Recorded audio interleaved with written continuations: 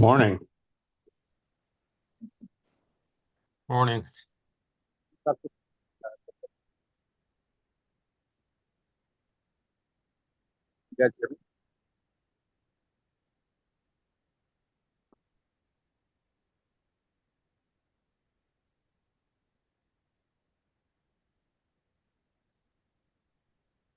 All right, can you hear me? Yes. Okay. All right. So I'm going to try to talk a little softly. And there may be a little bit of background noise. So I am right now in the common room at my son's dorm in Landmark College in Putney, Vermont. So um, if I need to be a little quieter, that may be the reason. And if people walk by and what have you, that may be what's going on. So just um, we'll see how this goes. Thank you for your patience. Um, Anyway, and not that you were necessarily wondering, but in case people were wondering who I'm rooting for in the World Series, there's your answer. I'm rooting for Toronto. Although I got nothing against the Dodgers. Dodgers are fine. It's not an anti-Dodgers thing. It's more pro-Toronto. And we'll see how that goes. So obviously, this is an important religious time for me, that being the World Series. So thank you for understanding my devoutness in this part.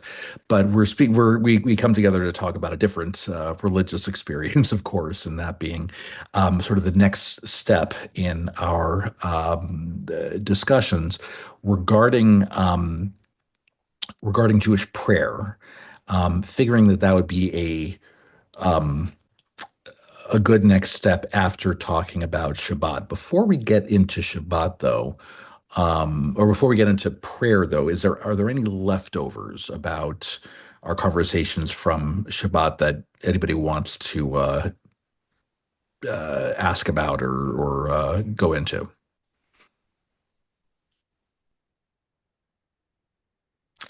And and just as a general statement, I mean, if at any point there's something from a previous conversation that you want addressed, I mean, you please feel free to ask it. It might not work in the flow of the discussion to actually talk about it in depth if, asked depending on what it is, but I don't want to leave your questions um, I don't want to leave your questions out. So I do want you to feel that if you think of something at a time I might not have expected, that would be, but it's certainly welcome. You're certainly welcome to do that.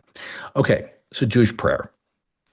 Um, there are a lot of so there's a lot of different ways to approach it, and it's a big topic. So when trying to think about how to talk about this on an introductory level, or to just sort of go through the basics of it, we're not going to be able to do it in one class, certainly, but at least we'll start. But I wanted to begin by essentially going through the historical progression of what led us to praying the way we do.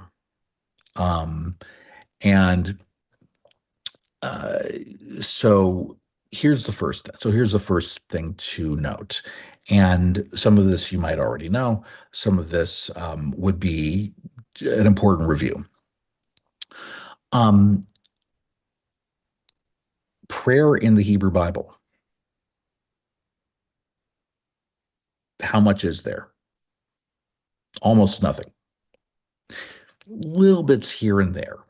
So, there are a couple points where Moses makes a plea toward God, and that is considered a prayer. For instance, when Moses' sister Miriam is stricken with a tzaraat, with a skin disease, um, Moses looks up to God and says, El na rafana la, please God, please heal her. That's considered one of the very first prayers. But this idea that there would be a prayer service, there's pretty much none of that. Worship in ancient Israel consisted of mainly sacrificial offerings. Now, the system of sacrifices, it's a complicated one, plenty that we could unpack. And certainly, if you follow the Torah reading cycle, when we get especially to the book of Leviticus, we get a whole bunch of things about sacrifices. So there will be opportunities to learn about that in greater detail if that is of interest, if you wanted to delve into that more. Um, Suffice it to say, for the moment, that essentially that's what you did to worship. You had to offer sacrifices. Now, that was not unlike other ancient Near Eastern cultures. That was a fairly standard thing. And I think what was important about it, about the way that it was done in Judaism, is that it's like the idea was that God says in the Bible, essentially, all the other ancient Near Eastern groups are doing this, so you can too, but you're going to do it my way. So it's trying to find this balance between people wanting to and hoping to do things the way that other people do them, and God making sure that, okay, it has to be done in a specific way that is going to maintain the uniqueness of your experience. So sacrifices were, for the most part, the ritual slaughter of animals, although there are a handful of sacrifices that are instead uh, of crops of food, potentially, of or to use the modern phrase, plant-based food. There are a handful of sacrifices that are that. And what happens is it's not like any typical person would go and take an animal and go in the backyard and just burn it up, right? I mean, it was something that was brought to a class of people known as the Kohanim, the priestly class, which the Kohanim were all from the tribe of Levi. So it was a hereditary position, and those sacrifices were basically like you basically brought the animal, or in some cases the crops, and you left it with them.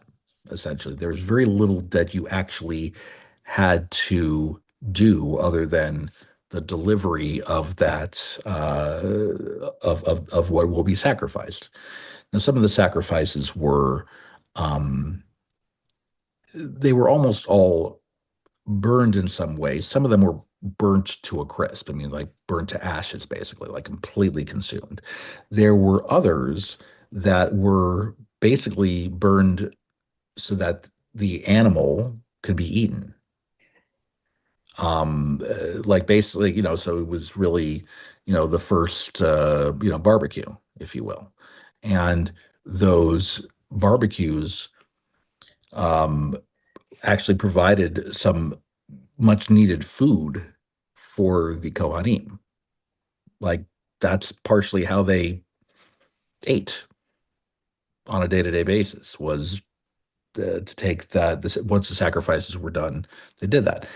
Um, there were specific formulas in terms of how to slaughter the animal, what to do with the blood, what to do with um, all these other, all the other things, what you're supposed to do with the different parts of the animal's body, um, and also what kinds of other like incense or other sometimes like there were basically like kind of recipes almost in terms of what was actually in there. And and there were different kinds of sacrifices in terms of the occasions for which they were brought, right? So there was a daily sacrifice. There was always a daily morning sacrifice. There was always a daily afternoon sacrifice. We're going to get to that. That's going to be an important thing. Um, and there were also sacrifices brought for specific individual situations. There was a Thanksgiving sacrifice. By Thanksgiving, I'm not talking about the fourth Thursday in November. What I'm talking about is literally saying thanks. You've received good fortune, you've received good news, whatever it is, you bring a sacrifice. There are other times where sacrifices were to be brought after, in a way to atone for sin. Those were literally the sin offerings.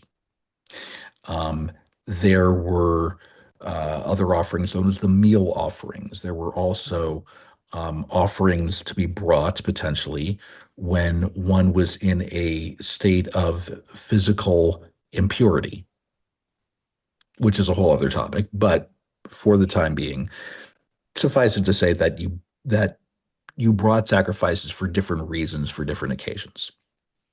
And there were also sacrifices for particular holidays and for Shabbat. So all of those things are factors. Now, here's an important thing to note. If you look at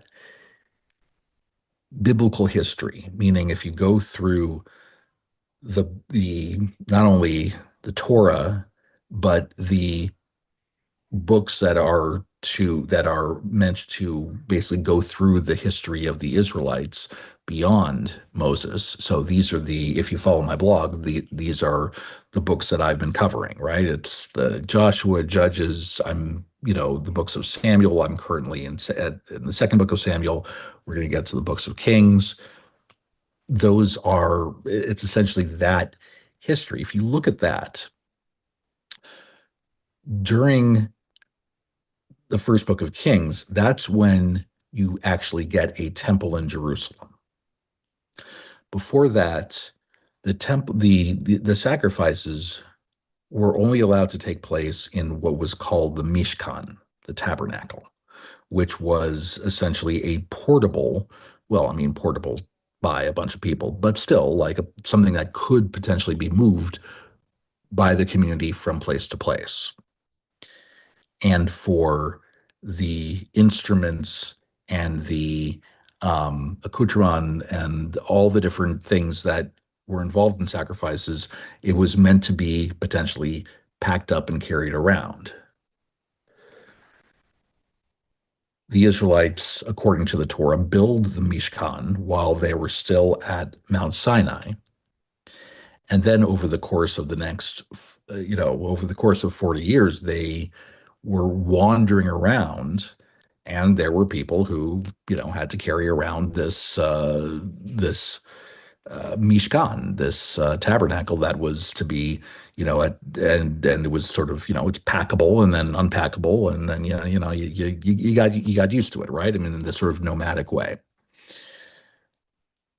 But one thing that was mentioned, especially in the book of Deuteronomy, is this idea that God will say eventually, you're going to offer sacrifices in the place that I will show you. Meaning, once things really stabilize, you're going to give sacrifices only in a particular place.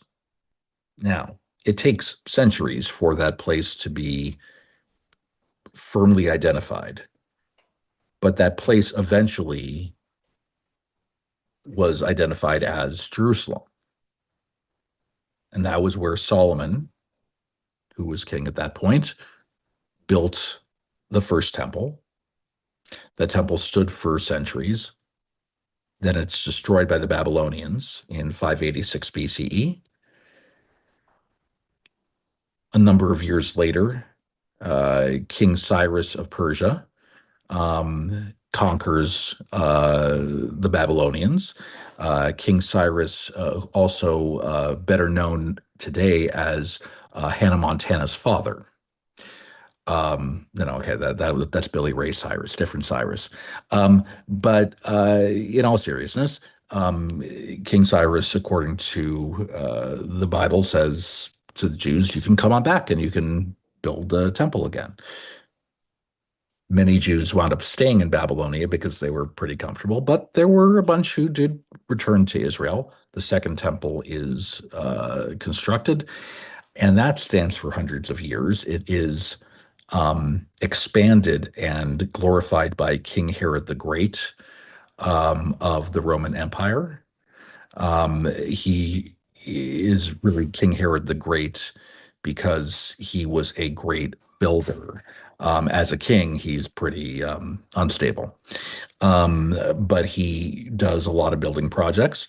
And that temple stands for hundreds of years and is eventually destroyed by the Roman Empire in the year 70 of the Common Era, so almost 2,000 years ago. Okay, why did I go through all that? I went through all that to, first of all, note how long in the history was worship considered to be sacrificial offerings. It was, you know, 1,000 years longer, right? It was a long time. Now, around the end of the time that we call before the Common Era, leading into the time that goes into the Common Era, especially when the Roman Empire controlled the land of Israel and began to uh, be despotic and make Jews' lives, pretty difficult. Um, Around that time, the institution of ritual sacrifice was in decline.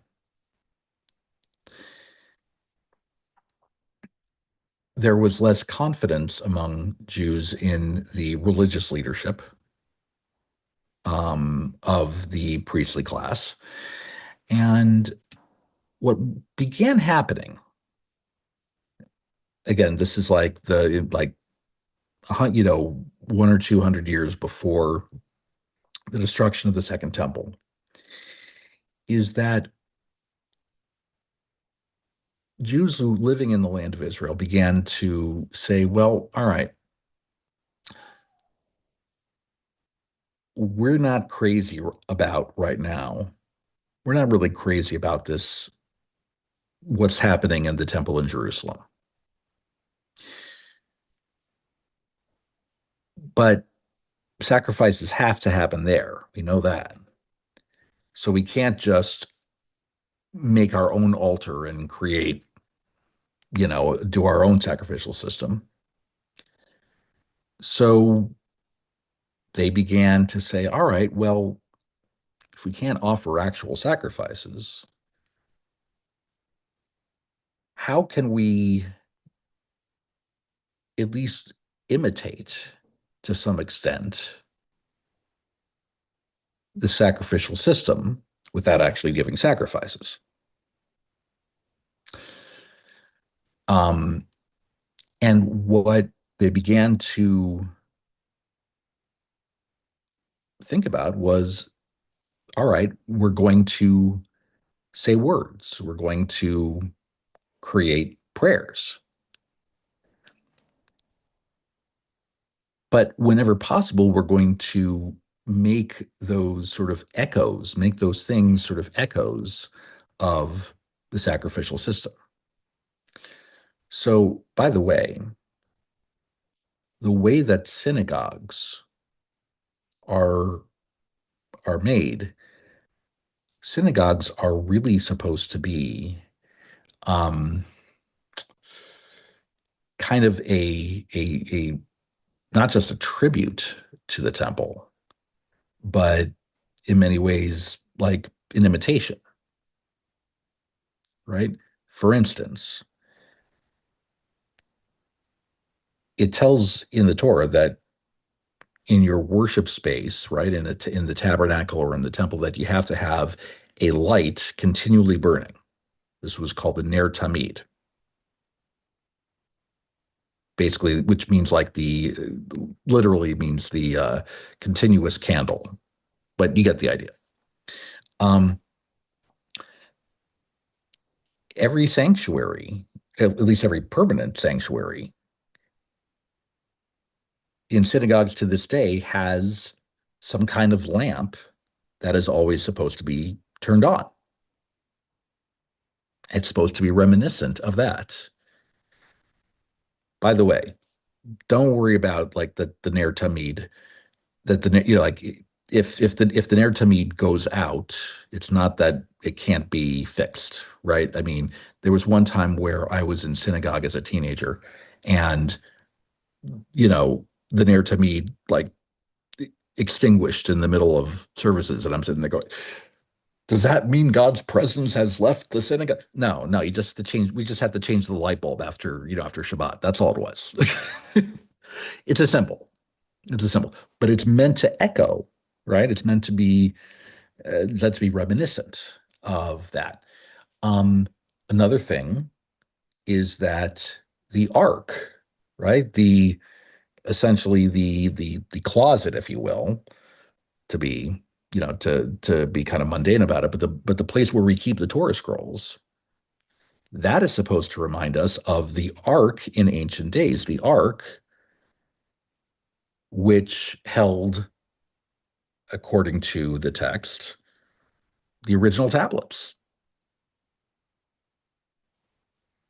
the tablets of the commandments, right? So we have that, and that's supposed to be reminiscent of it. Also, the idea that you have a table, right? Now, part of that it's a practical concern because the table is meant to be a place where you can read the you can you can read the Torah from.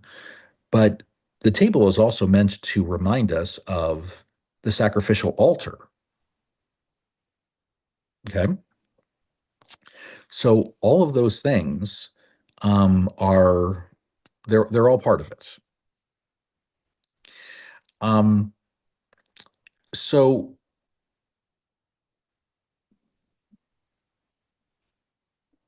that's what that's what people started to do in ancient Israel, is they began to kind of create this model of imitating temple life, at least in one way or another. So when the temple was destroyed, the second temple now was destroyed in the year 70. And by the way, you understand this is a general simplification of all this, but I just want to make sure that we understand this. Um, and it's not like, I mean, it's not like the time was right to just build a new temple, right? There was, politically, there was just no way that it could be done. There's no way they could get away with it. And by the way, I still think that it's politically not feasible to build another temple at this point, but that's a whole other story. Rabbi, Yeah, I have a question. yeah. Okay, so did this migration away from animal sacrifice into using words happen before the temple was destroyed? And how much real evidence do we have that that was happening? Um, I think it's pretty well established. In terms of evidence, I mean, honestly, I'd have to, look back in some of my textbooks, in Jewish history books and things like that. But it's no, it's fairly it's fairly understood. It's not recorded so much in the Hebrew Bible, right? It's not like they were, um, and in fact, I mean, the destruction of the second temple isn't in the Hebrew Bible at all. The destruction of the first temple is in there, but not the second. Um, so uh, that's and so how long was that happening? The sense I get was like probably 1 or 200 years. At least that's when, and it's not, and the sense of it I have, it's not that, um, it's not like there was some committee that said, okay, guys, we the Jews of the Galilee are, we're making a new system. It wasn't like some big announcements, right? It was just it happened organically, the grassroots is my understanding. Like it happened, kind of little by little, people began to like start doing these things, and the customs were already kind of um they kind of spread around. Must have caused a little turmoil with the Kohanim, because that means their power was shifting, doesn't Yeah. it? Yeah. Eh, my my memory of this is a little could use some refreshing, I will be honest, but I will say that there was a bit of pay to play going on. There were Kohanim who got the job, who maybe put a little money in, who were not necessarily um, hereditary. There's a little bit of that going on. So confidence in the uh, priestly class was eroding. I don't know, like, whether it wasn't, I'm not saying that it was like a complete revolt or revolution or anything like that, but there were people who were saying, I don't know how confident I feel. I have a question. It's kind of off topic. It's okay. I think it was during Yom Kippur or sometime. I don't, where they sprinkled the blood on the curtains. Yeah. Did they ever wash them?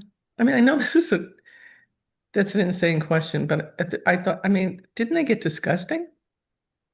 Um, uh, well, I yeah, I mean, mean, I would think so. Yeah, I would think they'd get pretty and then I think they'd have to gross. replace them over the centuries, right? I would think, yeah, yeah.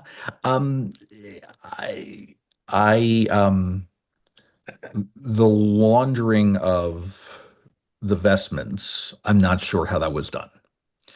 Okay. I assume, look, like for instance, I mean, like when you look at the Torah's description of the clothing that the priests had to wear, Right. I mean, this was, by the way, not very luxurious material, and a lot of it was white.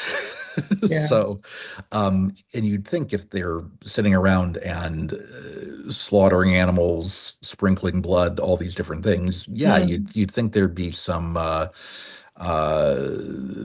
You would think that there'd be the need for tide from time to time, right? I Ah, it's the mean, desert, yeah, that's true. Yeah. That's true. Yeah. But yeah, I mean, I would. It would surprise me if there was no washing going on. I'll put it that way. Yeah. I was just curious. It occurred to me at some point. I've Yeah, got, I've got a yeah, question about the art. yeah. Until they started to remodel it or repair or whatever on Heskin Mother's sanctuary, I had never noticed it. But when they moved it into the uh, dining area or whatever you call it, Social.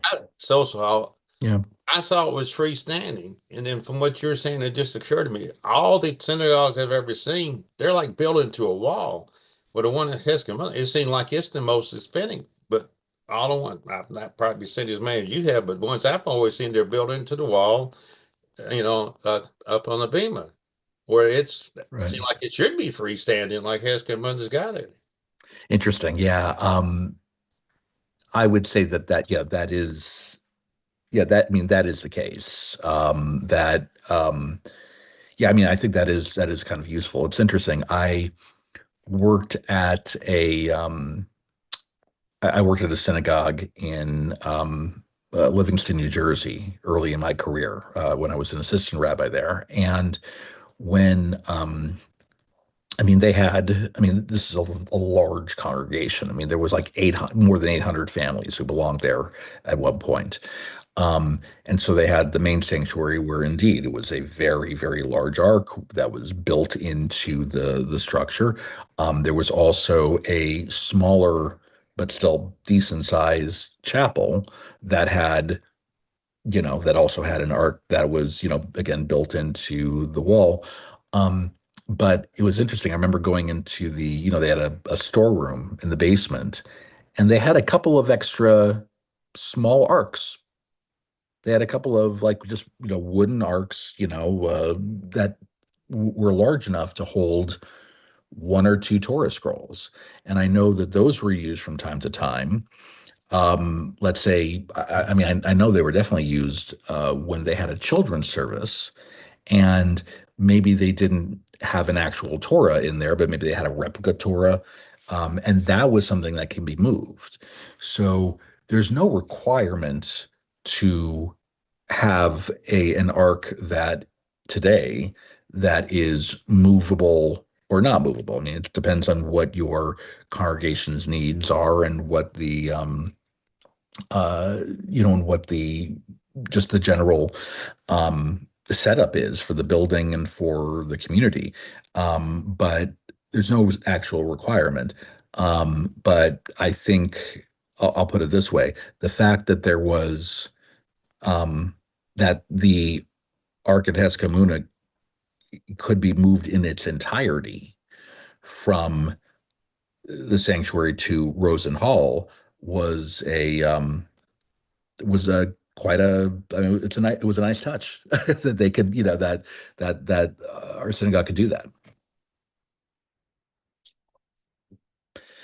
So good questions. So okay. It originally, Rabbi, there Oh, please. was the sanctuary wasn't there, and there was an ark which may have been a different ark. Doug Weinstein will wax eloquently on the historical things that were in the synagogue. And he says there was another ark, and where's that ark gone? And I have no idea.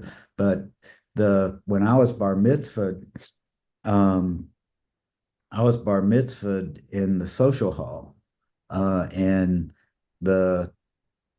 we were in front of where the stage is, and I don't know if the stage was there at that point or not, facing towards Kingston Pike. So we have traveled, the ark has traveled around Heskamuna more than once. Which, when you think of the history of, at least the history of biblical Israel, that's a very appropriate thing. Because that ark, That was because in 1968, and then the week after I was bar mitzvah, they laid the cornerstone for construction of the new part of the building. Or terrific. Whatever. Yeah, no, it's all good.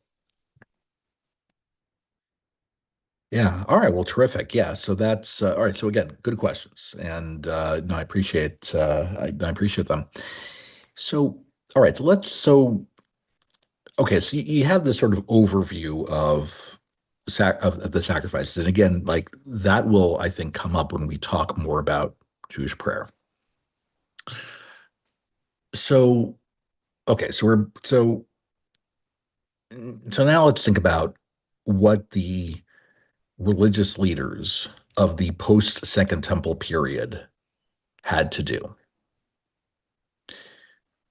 Their job was absolutely incredible. The job that they were facing, because plenty of ancient Near Eastern religions are, they're no more. They are lost to the sands of time, if you will. it may have been very easy for Judaism to be one of those religions that just faded away. Were it not for the leadership of the ancient rabbis who began to essentially, I mean, and again, it's not like there was like this big vote and like a decision and a committee that, that voted on it, in one fell swoop. And they said, okay, no more temple. We're doing this now. It wasn't like this, automatic, this sort of big momentous decision. But the good thing is that without the temple, there was already this burgeoning set of rituals already being played with, already being established in smaller communities, and that became the model of worship that we still have today. Or at least that was how it looked in its infancy. So again, to understand like the overall structure of prayer, it's important to have this background of the sacrificial system, what predated it. And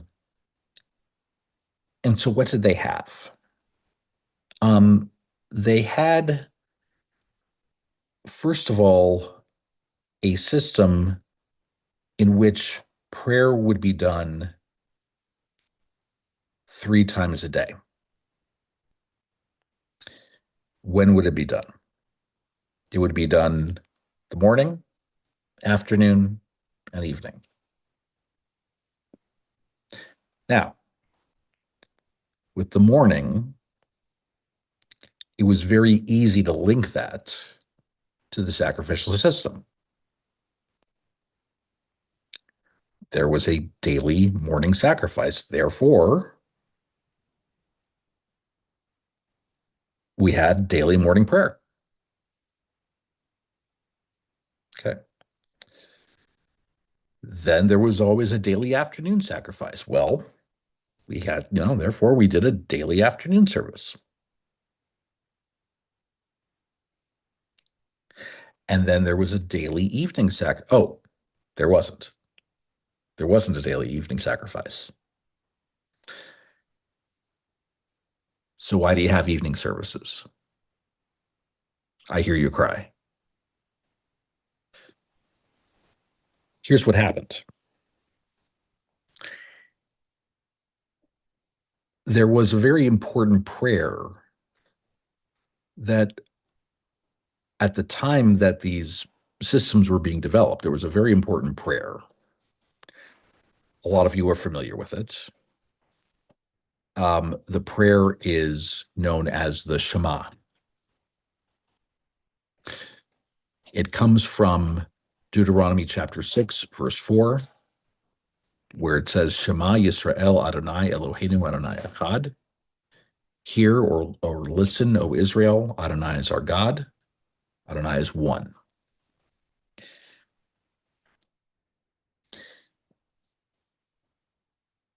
People would recite this because they said, you know what?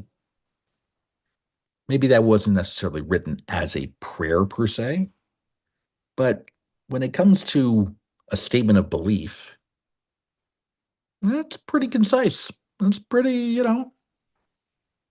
that sums it up pretty nicely. Maybe not everything, but it's a good start.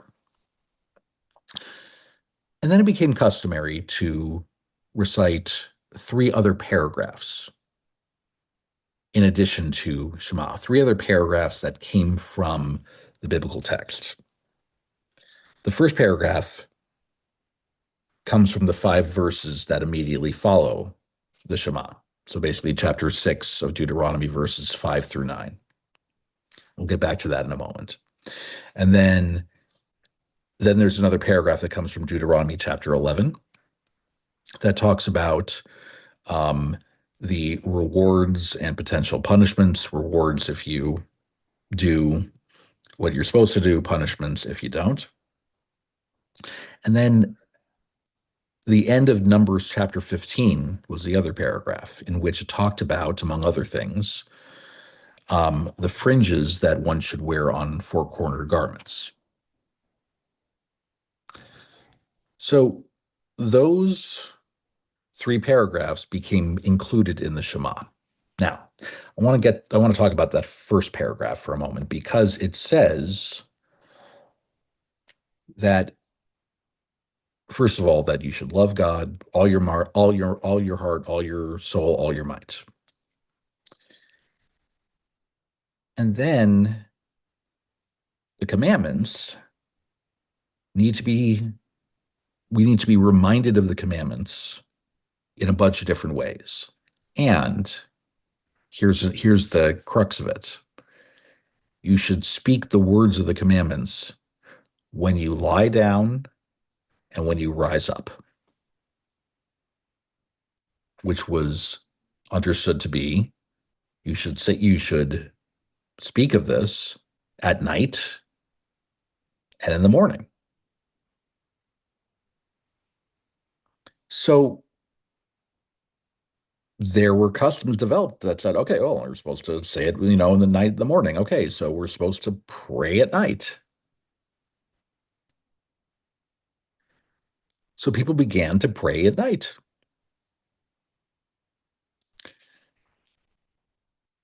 And then there was a big tussle over, okay, does that mean you have to pray at night?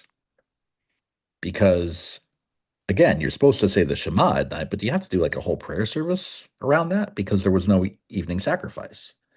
And that was a serious debate.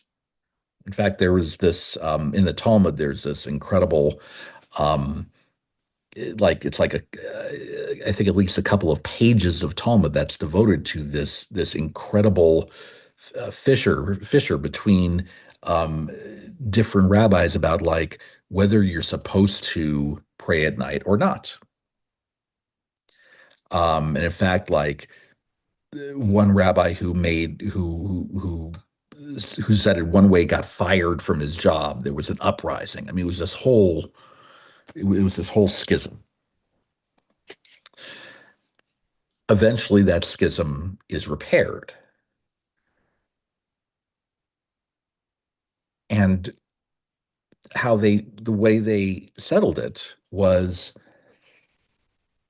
remember, one side is saying, like, you don't have to pray at night. The other one says you should. Right. And instead of sitting around going, tastes great, less filling, tastes great, less filling, tastes great, less filling, for those who remember that silly commercial, eventually what they came to was sort of like that you're both right. Rabbis love to say that two opposing views, you're both right. Rabbis love that. And what they said was eventually, yeah, you don't really have to. But it's so widespread at this point, you might as well. And that's why we come to this idea that you pray at night in addition to the afternoon and morning. Okay. Everybody following up to this point? Seems okay? Okay. All right. Now, I'm pretty sure we're not going to have time to go through all of this, so we can return to this. But let me the end graphic here, because then, of course, I hear you cry. So what do we pray? What do we say? What do we talk about during this? Okay, I've got a chart, and I can, by the way, forward that chart to you during the week as well, so that you have it handy. But let me. Okay. So there's a lot to unpack here, but let me sort of walk through this. So this is this is a diagram of a typical service recited in the morning. Okay. You have in here certain core blessings, certain core things that are recited. And then you have a lot of things that sort of are gathered around that. So there are a couple of analogies that I use when describing a prayer service. The two analogies that I typically use don't really relate to each other, but they both can be ways to understand it. So one way to get to take a look at this is that of the different layers of the earth. Right? We know this idea that the earth has layers, right? It has its core, and then it has different, layers around it, much like an onion, but I didn't want to talk about onions. So essentially, when you look at, if you were to look at the service like it has sort of this central core, and then other things that sort of are built up around it. Let me that central core is really basically here. Okay.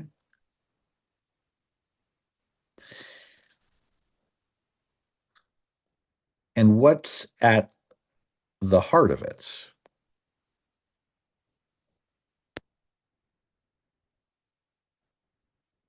It's what I was mentioning to you a few moments ago, the Shema, and then the 3 paragraphs that follow it.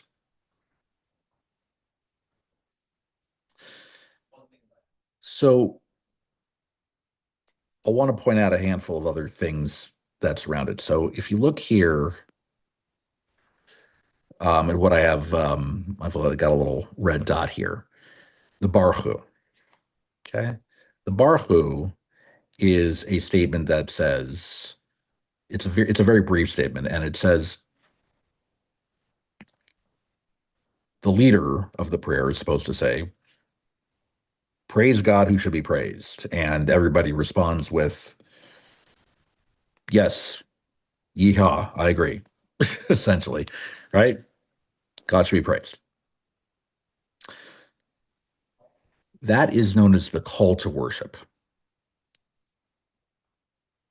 Essentially, where everybody says, okay, and pardon me for using an analogy that really is not very sacred, but you know how if you're watching, if you would ever watch like wrestling matches, and the announcer goes, "Let's get ready to rumble." That's the Baruch. That will probably be the only time I refer to professional wrestling in these classes, because it's not my favorite. Anyway, but that's the idea, right? It's like, everybody ready? Yes, we're ready. Now, notice, of course, and hopefully we'll get back to this. Notice, of course, that that this big pronouncement, okay, is everybody ready, takes place not at the beginning of the service, not up here. It's happening here after we've said a bunch of things. So that's when I want to talk about the other analogy. The other analogy, which again, they don't really, match up that well. But the idea is, the analogy there is that of exercise. Think about if you exercise, and maybe the easiest way to explain it is jogging, right? If you jog, I think we all know enough about physical education to say that if you're planning to go for a jog, it's not a good idea to go from sitting down to a full sprint within 5 seconds. It's not a good idea. It's not good for your body. You'll flame out quickly. Your body will hurt. Like it's just, our bodies don't work like that. We need time to work our way up and then to cool down. Right. So if you're jogging, you got to start with, I mean, hopefully, ideally, you're stretching a little bit. And then you start walking, you're strolling, all right, then you're walking faster, and then maybe you get into like a kind of a slow saunter or whatever it is, and then eventually, you're going in full stride. The barhu, right, that I have here, the barhu is pretty much once you're done walking and you're beginning to actually jog.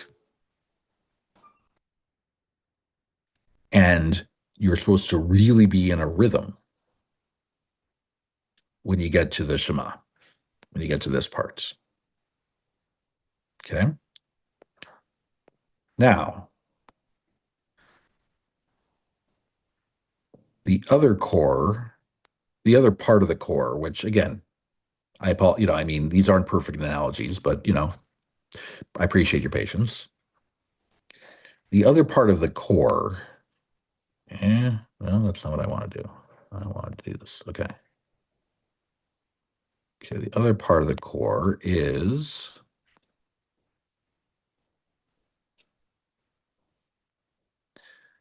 the Amidah.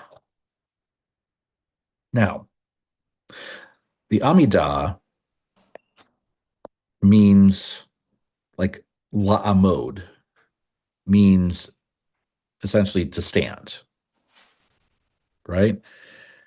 And it is a blessing, we say, when we are standing up, unless we're physically unable to do so. And we say a series of prayers. Now,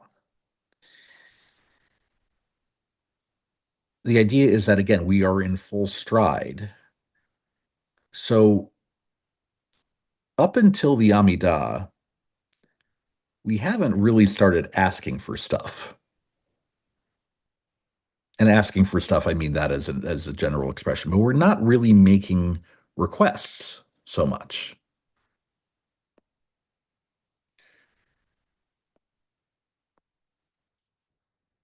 When you get to the Amidah, we start making requests. But let me explain what that means. It doesn't mean that we're saying, okay, God, now that I've said all these things about you and thanking you and praising you, et cetera, it's not like we start saying, okay, so now that I've established all that, I'd like a really good rate on my mortgage and new car and et cetera, right? We're not supposed to do that, okay? The things we pray for in the Amidah, at least during the weekday,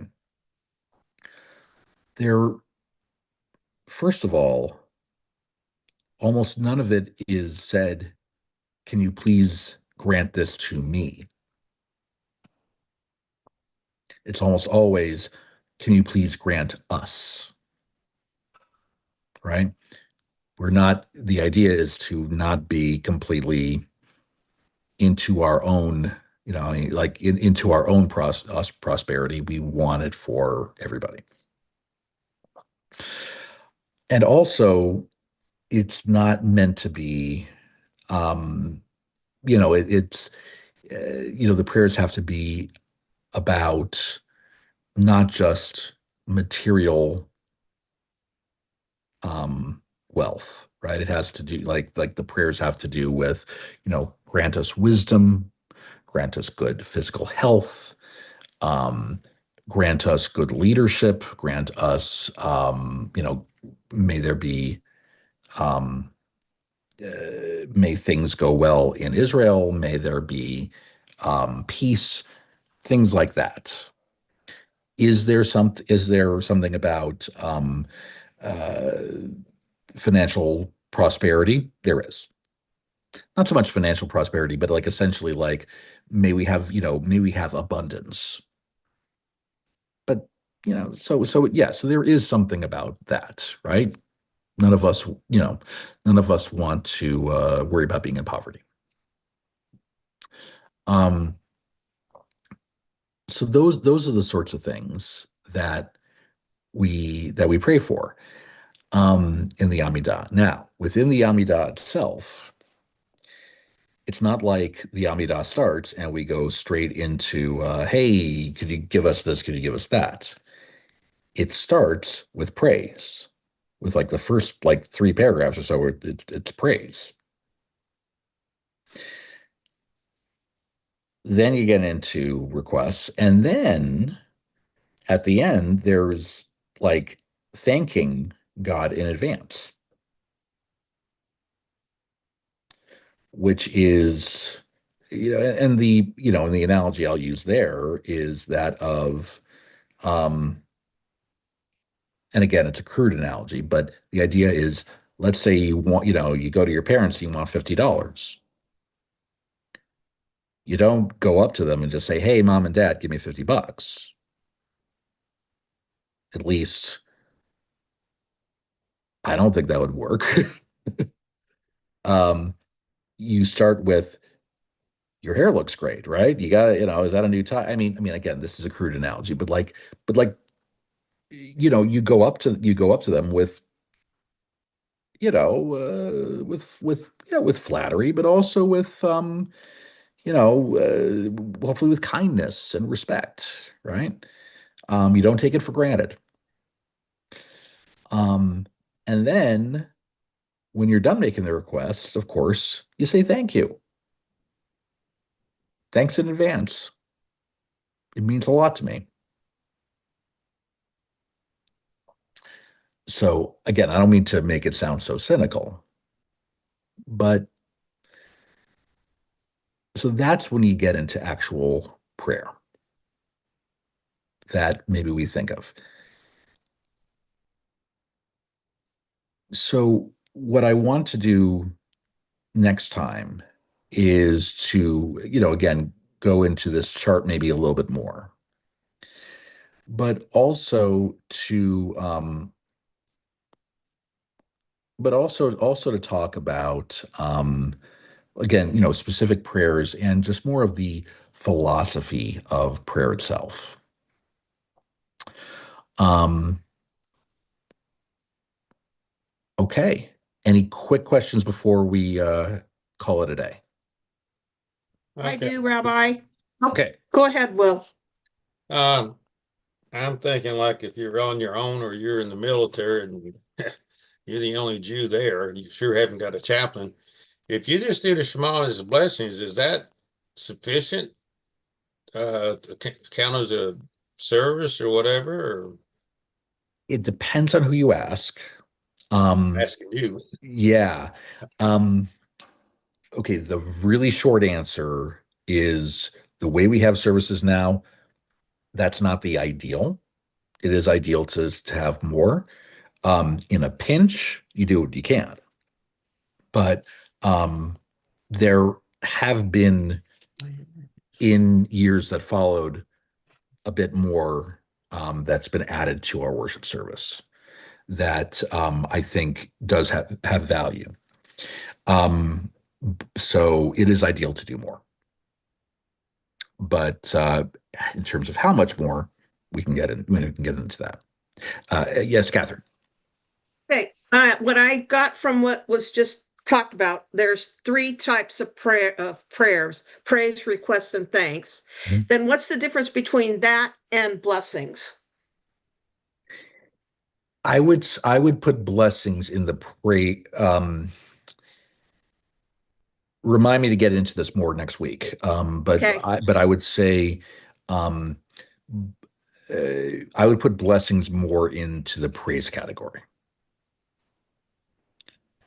Um, I put that more in the praise category. Now that may be, that may be overstating it or what have you, but I generally put it in that category. We can ask that out more next time. Okay. Okay.